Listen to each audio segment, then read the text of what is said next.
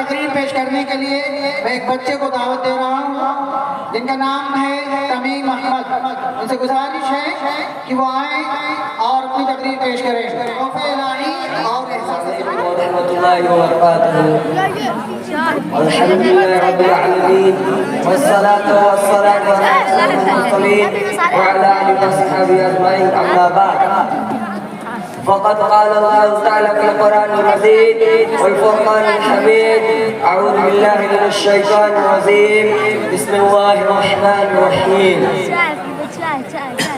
या अय्युहल्लज़ीना आमनू अतीउल्लाह व अतीउर रसूला व उलिल अम्रि मिनकुम फ़इन तनाज़अतुम फ़ी शैइन फरुद्दूहु इलल्लाहि व रसूलिहि इन कुंतुम तु'मिनूना बिल्लाहि वल यawmil आखिर ज़ालिका ख़ैरुन व अहसनु तअवीला।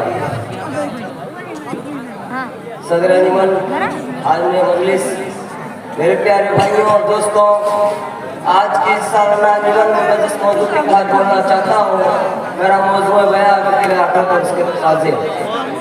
दुनिया में इंसान इसलिए नहीं आया कि वो खाए पिए नशो नमा पाए, जवान और बूढ़ा और मर जाए, बल्कि इंसान दुनिया में इसलिए आया ताकि इस कायनात में रहकर वो एक ऐसी जिंदगी के लिए कुछ सामान मुहैया कर ले जो जिंदगी कभी खत्म होने वाली नहीं।